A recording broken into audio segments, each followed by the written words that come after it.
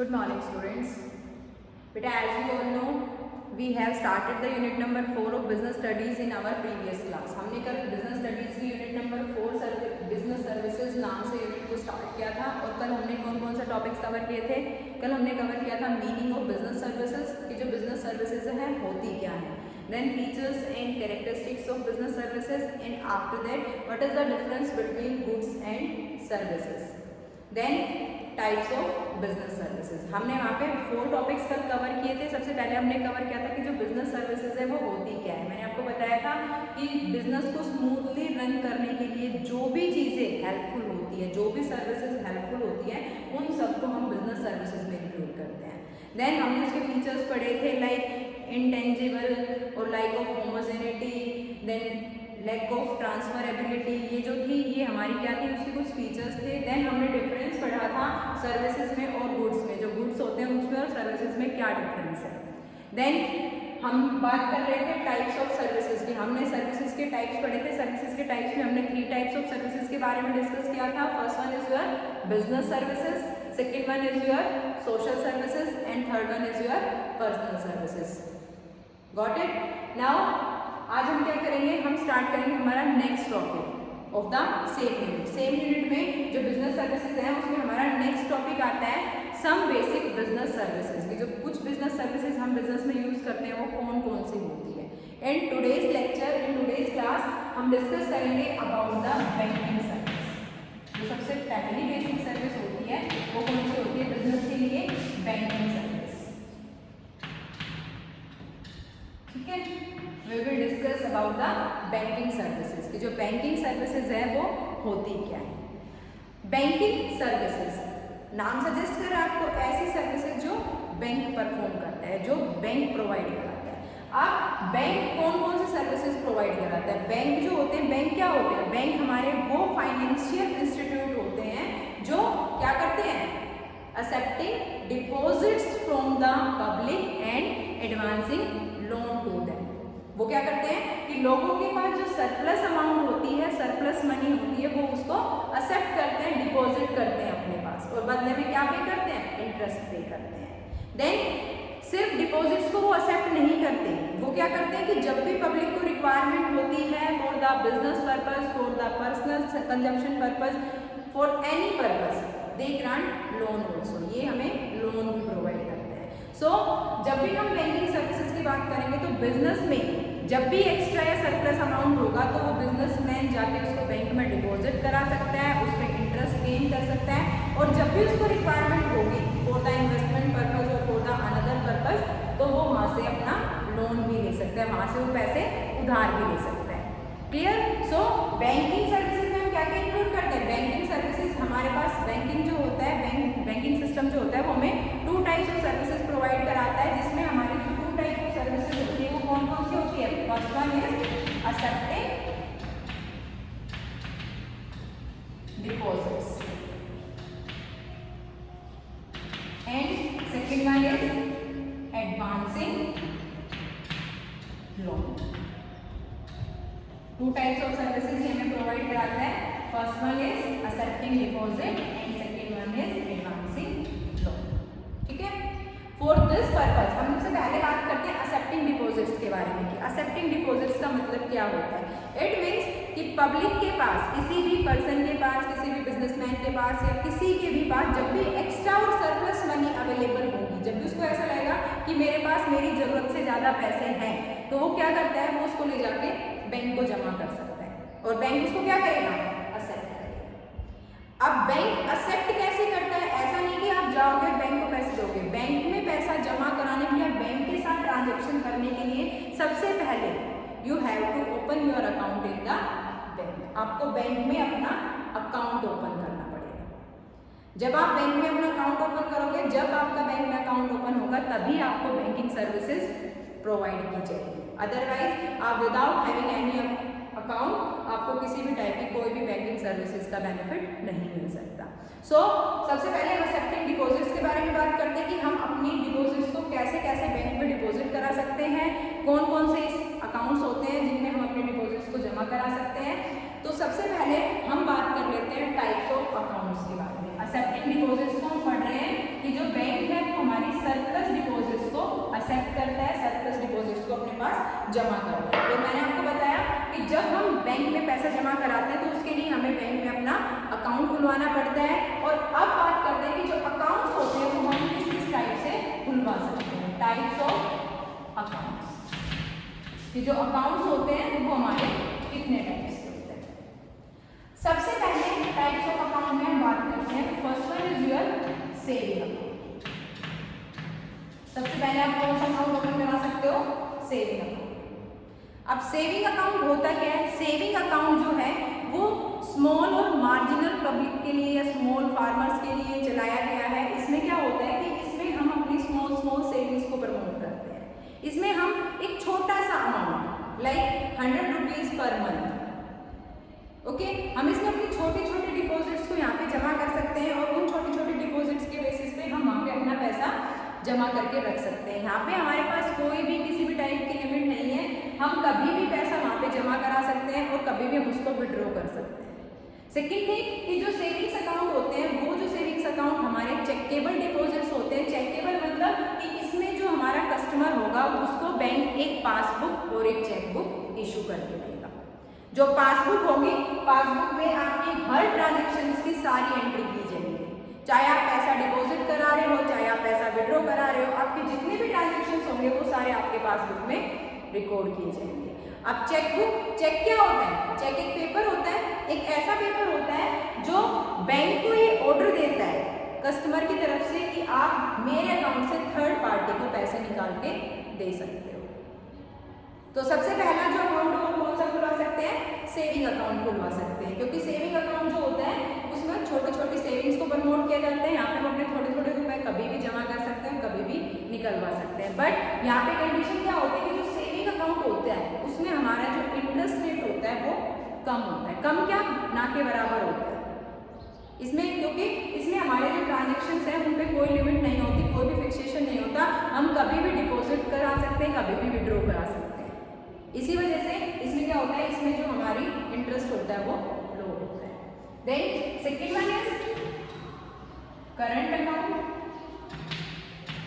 Current account जो होते हैं वो जनरली बिजनेसमैन लोग ओपन कराते हैं। इसमें भी हमारा सेम टू सेविंग अकाउंट होता है, इसमें भी हमारे ट्रांजेक्शन कंटिन्यूसली होते हैं, इसमें भी मन चाहे पैसे डिपॉजिट होते हैं और मन चाहे तब निकलवाए जाते हैं।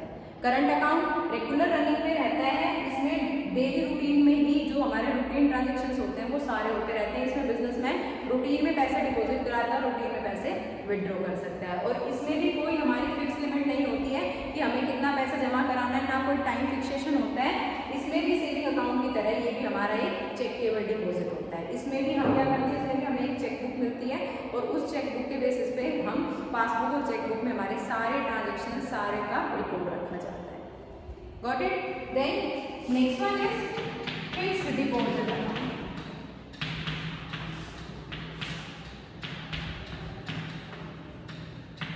Fixed deposit account, FD. FD के बारे में सबने सुना होगा।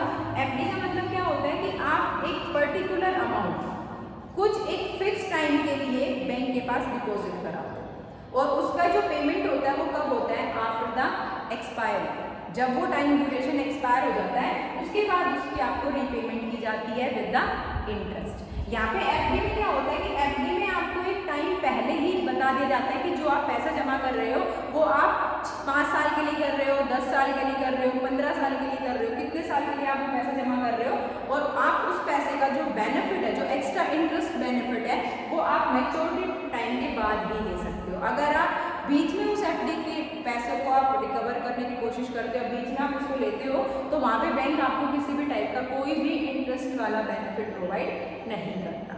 जो एफडी होता है उसका मिनिमम ड्यूरेशन 6 मंथ होता है और मैक्सिमम ड्यूरेशन आपका 5 ईयर 7 ईयर यहाँ तक जाता है। जितना लंबा आपका एफडी का ड्यूरेशन होगा उतना ही इंटरेस्ट रेट इसमें हाई होता है।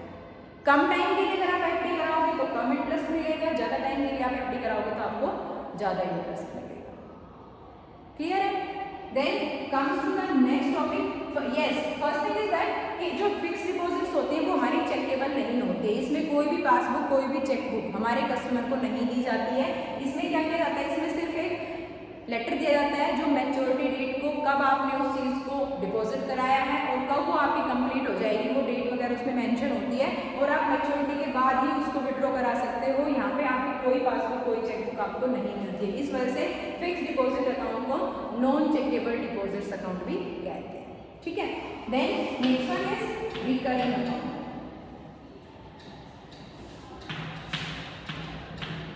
रिकरिंग अकाउंट जो होता है वो क्या होता है कि इसमें हम क्या करते हैं, इसमें हम एक फिक्स अमाउंट एक फिक्स टाइम ड्यूरेशन के लिए देते हैं। लाइक जैसे आप देखते हो कि इंस्टॉलमेंट वाला सिस्टम होता है, किस्त जिसको हम कहते हैं कि पर मंथ हम बैंक में कितना रुपये डिपॉजिट कराएंगे, 500 रुपीज पर मंथ। हम बैंक में डिपॉजिट कराएंगे 500 rupees per month for the 5 years. हम 5 साल तक लगातार हर महीने 500 रुपये बैंक में जमा कराएंगे, और फिर जब हम 5 साल पूरे हो जाएंगे तब हम इस 500 का जो टोटल होगा वो प्लस जो भी इस पे इंटरेस्ट बनेगा वो बैंक हमें प्रोवाइड करेगा, बैंक वो हमें दे देगा। इसमें क्या करेंगे, जैसे 500 रुपये पर मंथ हो गए तो 12 मंथ के 6000 हो गए। ऐसे ही जब हम 5 ईयर्स की बात करेंगे तो अमाउंट हमारा कितना हो गया, 30,000 हो गया। 30,000 हमारा वो अमाउंट जो हमने बैंक में डिपॉजिट कराया है फ्रॉम लास्ट 5 ईयर्स, प्लस जो भी बैंक का इस पे इंटरेस्ट रेट होता है वो बैंक हमें रिटर्न कर देगा, वो बैंक हमें मैच्योरिटी ड्यूरेशन पे प्रोवाइड करेगा। Got it. अब जो रिकरिंग अकाउंट होता है ये क्या होता है, इसमें इंटरेस्ट रेट सेविंग अकाउंट और करंट अकाउंट से ज़्यादा होता है, बट फिक्स डिपॉजिट अकाउंट से कम होता है। जो हमारे सेविंग अकाउंट और करंट अकाउंट है इनमें इंटरेस्ट रेट बिल्कुल मिनिमम रेट ऑफ इंटरेस्ट होता है, बट रिकरिंग अकाउंट में इनसे ज़्यादा इंटरेस्ट रेट होता है और फिक्स डिपॉजिट अकाउंट से कम इंटरेस्ट रेट होता है। Got it. Then next one is multiple option account.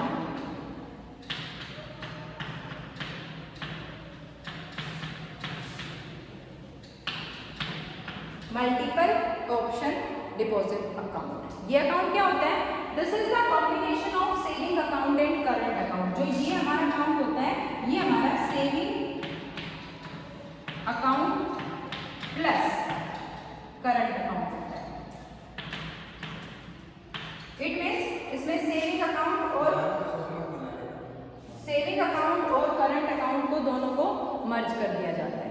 इसमें क्या करते हैं, इसमें हम थोड़े थोड़े पैसे भी जमा करा सकते हैं, कभी जमा करा सकते हैं, कभी निकलवा सकते हैं, और जैसे ही टाइम बढ़ता जाता है तो एक फिक्स टाइम ड्यूरेशन के बाद इसमें जो अमाउंट डिपॉजिट होता है वो अपने आप ही कन्वर्ट हो जाता है फिक्स डिपॉजिट अकाउंट में। अगर आप अपने पैसे जमा करा रहे हो और आप इसको कुछ टाइम के लिए नहीं निकल पाते तो एक फिक्स जो टाइम ड्यूरेशन ये दे के रखते हैं, उस टाइम के बाद आपका जो अकाउंट है वो अपने आप ही कन्वर्ट हो जाता है एफडी अकाउंट में, fix deposit account. Got it? So you can open your account in any form from them. आप इनमें से किसी भी फॉर्म में अपने अकाउंट ओपन करा सकते हो। तो बैंक के साथ अगर आपको लिंकअप होना है, बैंक के साथ अगर आपको जुड़ना है तो सबसे पहला काम क्या होता है, open your account in the bank and you can open saving account, current account, fix deposit account, recurring account and multi option account. आप किसी भी टाइप का अकाउंट वहाँ पे ओपन करा सकते हो as per your income level, as per your transactions. आप देखते रहते हो कितना आपको कब जरूरत पड़ती है, आपको पैसे कितनी बार निकलवाने पड़ते हैं, कितनी बार डिपॉजिट कराने पड़ते हैं। अपने पर्सनल स्टेटस को देखते हुए आप कभी भी कितनी भी टाइप के अकाउंट किसी भी टाइम बैंक में ओपन करा सकते हो। Got it. Then comes to the next service of banks. Banks की जो नेक्स्ट सर्विस होती है वो क्या होती है, ये तो था आपका एक्सेप्टिंग डिपॉजिट का कॉन्सेप्ट कि बैंक में आप पैसा डिपॉजिट करा सकते हो by using different types of accounts. अब बैंक जो सेकंड हमें सर्विस प्रोवाइड कराता है वो कौन सी होती है, ग्रांटिंग लोन और एडवांसिंग लोन। जो बैंक होता है वो हमें लोन प्रोवाइड कराता है। अब लोन बैंक किस किस फॉर्म में हमें प्रोवाइड कराता है, सबसे पहले बात ये आती है कि जब भी बैंक हमें लोन एडवांस करता है, advancing loan by banks. Bank जो है वो हमें लोन प्रोवाइड कराते हैं, पर बैंक जो लोन प्रोवाइड कराते हैं वो भी हमारे कुछ टाइप्स के होते हैं। ऐसा नहीं है कि हम बैंक में जाएं, हम कहें हमें लोन चाहिए और बैंक उठा के हमें सीधा पैसा दे देता है। बैंक्स के हमारे कुछ टाइप्स होते हैं, किस किस टाइप से बैंक हमें लोन प्रोवाइड करा देता है। इसमें सबसे पहले आता है bank draft. First one is your bank draft. Bank draft means क्या होता है, बैंक ड्राफ्ट एक चेक की फॉर्म में होता है, ठीक है, चेक के फॉर्म में होता है। इसमें हम क्या करते वी हैव पे, किसी भी ऐसे पर्सन के पास अमाउंट ट्रांसफर करते हैं जिसका हमारे पास अकाउंट होता है, ठीक है। ये हमारा सिर्फ चेक की तरह होता है, हमें इसमें अमाउंट फिल करके बैंक को देना होता है, और जैसे ही हम बैंक को अमाउंट फिल करके देते हैं तो बैंक जिस भी अकाउंट में या जिसके भी नाम पे हम पैसा ट्रांसफर करना चाहते हैं, बैंक उसको पैसा ट्रांसफर कर देता है। इसमें हमें अपने पास से पैसे निकलवा कर किसी को देने की जरूरत नहीं होती, हम सीधा इसमें बस अकाउंट फिल करते हैं, उसकी डिटेल फिल करते हैं जिसके पास हमें अमाउंट सेंड करना है, और बैंक अपने आप उसको हमारी तरफ से पैसे डिपॉजिट उसके पास ट्रांसफर कर देगा। Then second one is banker's cheque. Second one is banker's cheque. अब बैंकर्स चेक की अगर हम बात करते हैं तो बैंकर्स चेक भी हमारा क्या होता है, एक डॉक्यूमेंट होता है, जो डॉक्यूमेंट बैंक को इंस्ट्रक्ट करता है, बैंक को ये समझाता है कि जिसके भी नाम से हमने ये चेक दिया है आप उसको पैसा दे दीजिए, ठीक है। चेक की हम यहाँ पे बात कर रहे हैं, आपने देखा होगा चेक क्या होता है, चेक क्या होता है, चेक पेपर होता है जिसमें हम जिसका भी नाम फिल करते हैं, जितना भी अमाउंट देते हैं, तो इसका मतलब क्या है कि बैंक को हम एक इंस्ट्रक्शन दे रहे हैं, बैंक को हम ये बता रहे हैं कि जो भी थर्ड पार्टी आपके पास ये चेक लेके आएगी, हमारी तरफ से आपको ये इंस्ट्रक्शन है, हमारी तरफ से आपको ये एक सूचना है कि आप उतना ही अमाउंट उनको पे कर दीजिए। आप उनको बिल्कुल भी कुछ नहीं कहोगे, अगर वो हमारे नाम से आपके पास चेक लेके आया है तो आप उनको पेमेंट कर दीजिए। Got it? Then next one is overdraft. Yes, overdraft का मतलब क्या होता है कि ये जनरली बैंक्स अपने उन कस्टमर्स को देता है जो करंट अकाउंट होल्डर्स होते हैं, जो बिजनेसमैन होते हैं, जिनकी लगातार ट्रांजैक्शंस बैंक में चलती रहती है। इसमें क्या होता है कि इसमें कस्टमर को जितना पैसा उसके अकाउंट में डिपॉजिट है उससे कुछ एक्स्ट्रा पैसा जब भी रिक्वायरमेंट होती है तो बैंक पे कर देता है। लाइक मैं बैंक की एक रेगुलर कस्टमर हूँ, हर मंथ मेरे बैंक में मेरे अकाउंट में मेरी सैलरी डिपॉजिट होती है। अब मेरी सैलरी वहाँ पे डिपॉजिट होती है तो बैंक को ये पता है कि मैं बैंक की रेगुलर कस्टमर हूँ और मेरे ट्रांजेक्शन हर महीने बैंक में होते हैं, तो बैंक क्या करता है, मैं बैंक में जाती हूँ, मैं बैंक से मुझे जरूरत है 15,000 रुपये, मुझे चाहिए 15,000 रुपीज़, बट जो मेरा अकाउंट है उसमें 12,000 रुपीज़ है। बैंक मुझे क्या करता है कि 12,000 मेरे अकाउंट में होते हुए भी मुझे 15,000 पे कर देता है, एक्स्ट्रा उसने मुझे 3,000 पे कर दिए, वो होती है ओवरड्राफ्ट फैसिलिटी। और बैंक ने वो मुझे क्यों प्रोवाइड की है, क्योंकि मैं बैंक की रेगुलर कस्टमर हूँ और जब भी मेरा नेक्स्ट ट्रांजेक्शन बैंक में होगा तो बैंक वहाँ पे अपनी एडजस्टमेंट कर सकता है। ओवरड्राफ्ट मतलब कि जितना आपका जमा है आप उससे एक्स्ट्रा ले जाओ। बैंक को क्या होता है, बैंक को हमारे ऊपर ट्रस्ट होता है क्योंकि हम बैंक के रेगुलर कस्टमर्स होते हैं, बैंक हमें क्या करता है, बैंक हमें ये फैसिलिटी प्रोवाइड करते हैं। बट इसमें क्या होता है कि अपने न्यू कस्टमर को या इरेगुलर कस्टमर को बैंक ओवरड्राफ्ट फैसिलिटी प्रोवाइड नहीं करता है। बैंक ओवरड्राफ्ट फैसिलिटी सिर्फ उन्हीं कस्टमर को करता है जो उसके रेगुलर कस्टमर्स होते हैं, उनके रेगुलर ट्रांजेक्शन्स बैंक में चलते रहते हैं।